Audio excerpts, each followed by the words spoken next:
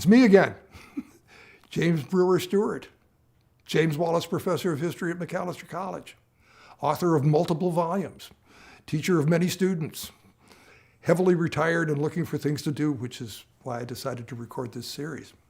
Thanks for watching.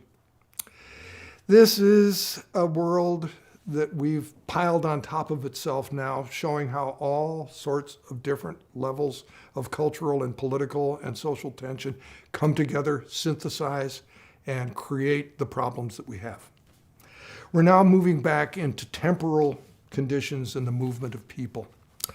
What you see right there on the screen is a map of a huge exodus of African American people, the people that were being the sharecroppers, being the peasants, being the people who knew about the landscape, being the people who lived in the countryside and were nailed to the land, suddenly, starting at about 1918, are completely unhinged from the land.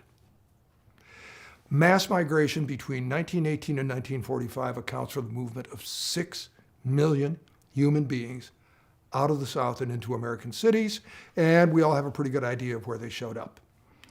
Cleveland, Detroit, St. Louis, Chicago, Buffalo, Pittsburgh, Baltimore, Washington, well, there were southern cities to begin with, Boston, and New York City. What happened when they got there is a big, long, giant story, and I'm not going to tell it. It's a story about adjusting to urban life, of being not just pushed out of the South by the decline and troubles with cotton and violence, but with the pull of industrial jobs that come open for the very first time to non-white workers as a consequence of both industrialization and war production.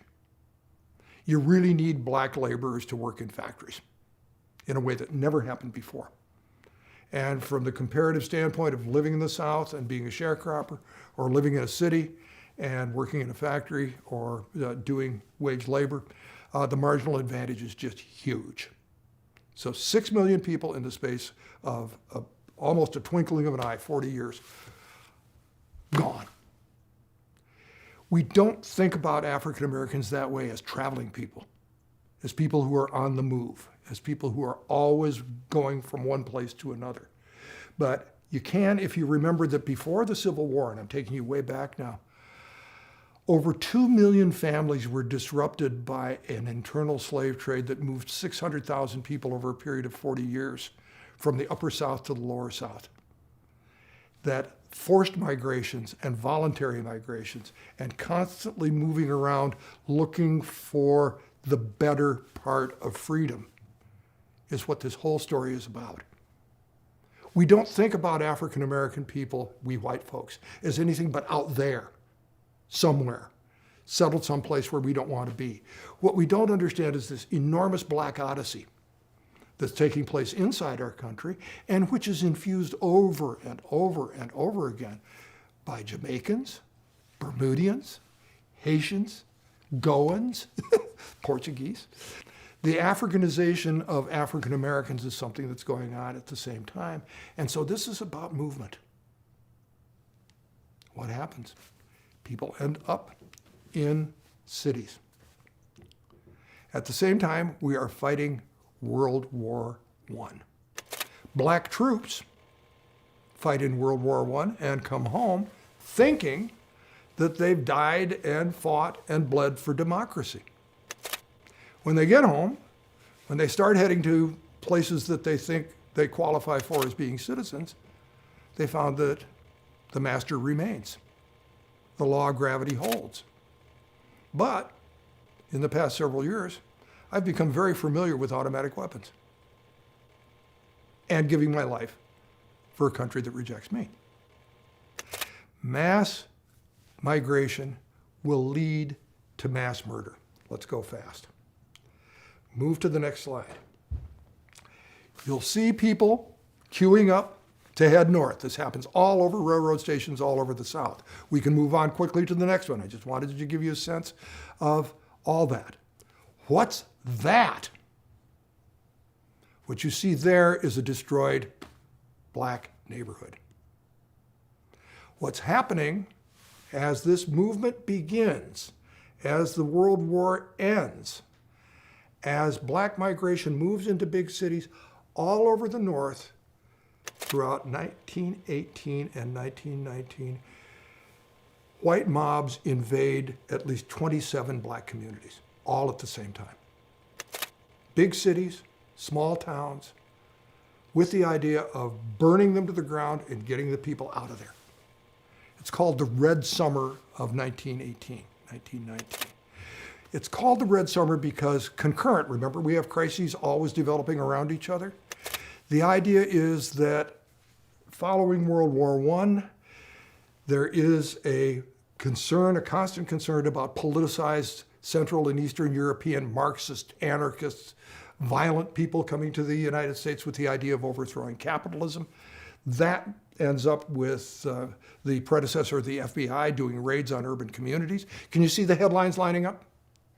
Put on top of that at the same time, and I'm doing this very quickly, you have to put this together for yourself, and you should be able to certainly by this time. What else are we experiencing exactly this minute? The Spanish flu epidemic of 1918-19 that will kill, over the space of 24 months, 600,000 people. Sound like today? Sure it does. But this again reinforces the point that I think is so important.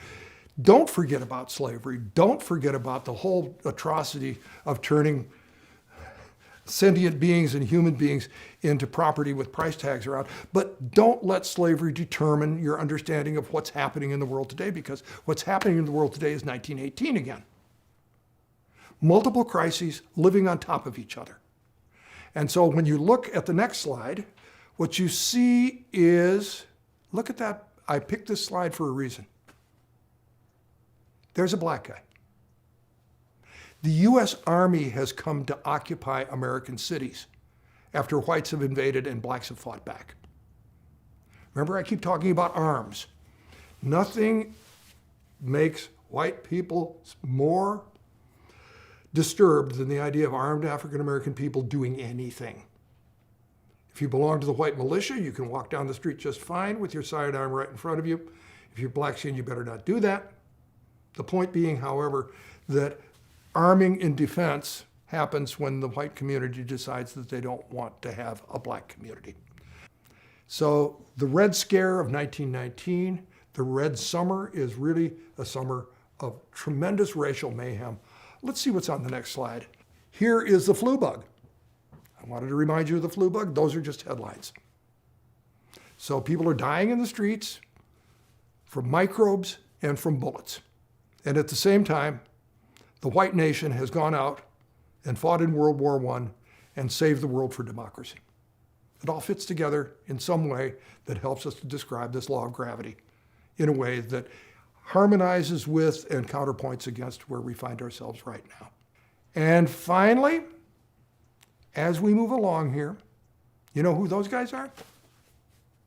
The Klan again, completely reborn in 1920, marching down the mall at the U.S. Capitol.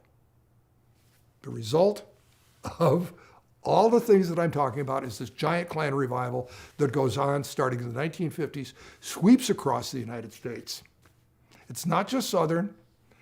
It's as heavily, at this point, aimed at immigrants who are Catholic, who are foreigners, who are dirty Eastern Europeans, but it's also very much involved with the plain old basic law of gravity, white supremacy.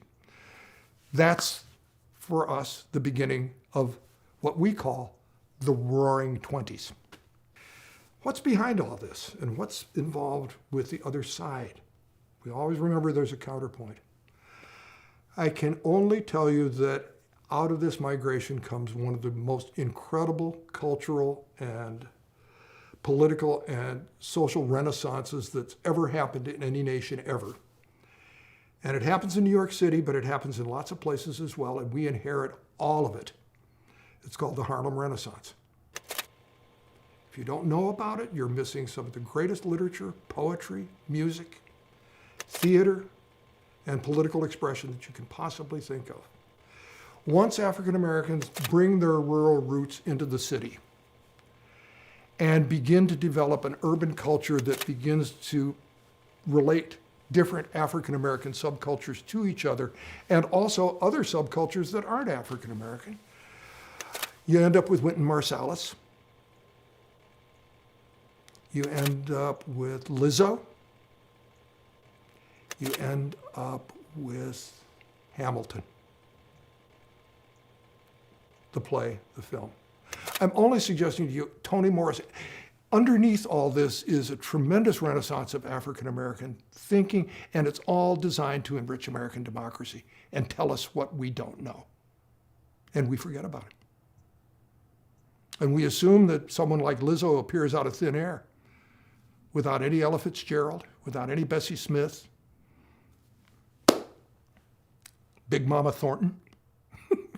You guys probably don't know what I'm talking about, but that's okay.